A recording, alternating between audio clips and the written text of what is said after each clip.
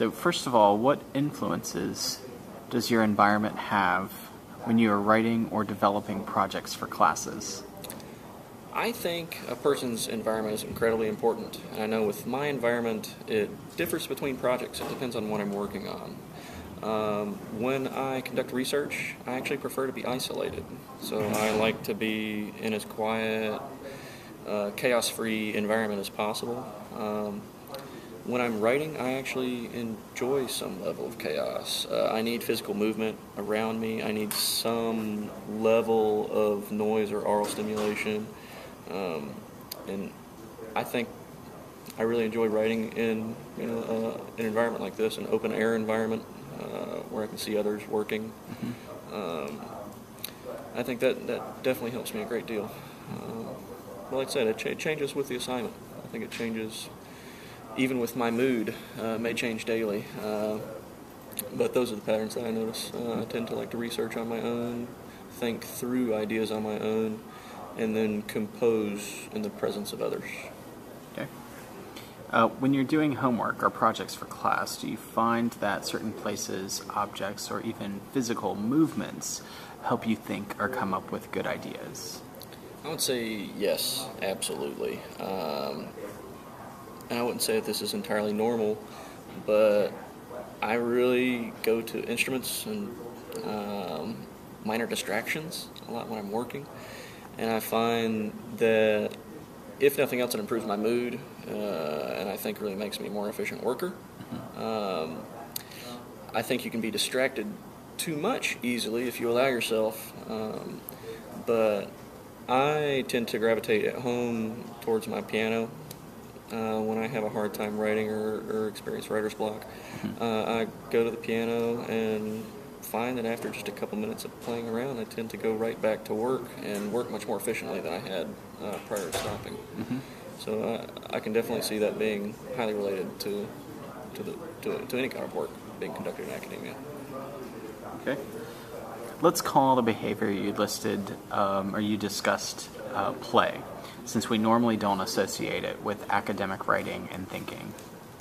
Now, how does the Knoll Studio space, for example, the design, the layout, and the colors, facilitate play when you write or design projects for class? I think there's a lot of opportunities for play. I enjoy watching the other students play in the studio as much as anything, I think.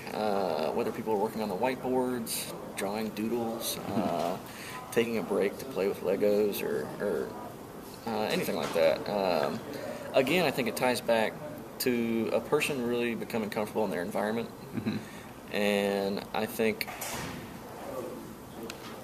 that environment and the people's moods within that environment, whether it's surrounded by warm colors, happy sounds, I think that really improves their efficiency and improves their thought process working on any sort of project. Okay. Could you discuss how available technologies like touchscreen monitors or even the furniture and dry erase boards facilitate and encourage play in the composition process? I think it's really attractive to be able to come into a space, especially in an institution where you have free reign over all the resources around you, whether that is simply just someplace to sit.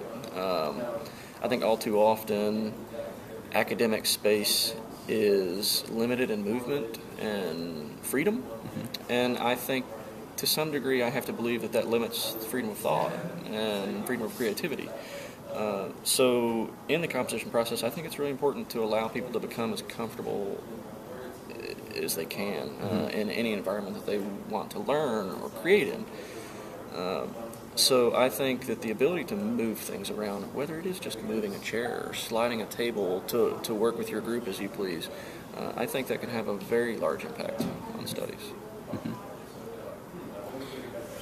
As you know, the Knoll Studio has movable tables and chairs and also has a variety of spaces. For example, the breakout rooms, the greenhouse, and the invention space. How do you think these resources and spaces, together and independently, encourage you to play as you are working on projects? I think, it maybe ties into a lot of things I discussed earlier. It allows people to customize an environment to be as playful or or not as they like. I think the breakout spaces especially allow people to go in and maybe enjoy music as a group while they're working on a project, and I think that's an interesting academic environment because you can't really do that respectfully anywhere else on campus. I also, see people utilizing the different toys and things that we have lying around the studio, and as a group, I start seeing groups playing with Legos together, and then they move on to charting ideas together. And I think, if nothing else, having these things around you lightens the mood and starts the collaborative process a little more easily with something maybe less intimidating than the schoolwork project that people might be working on.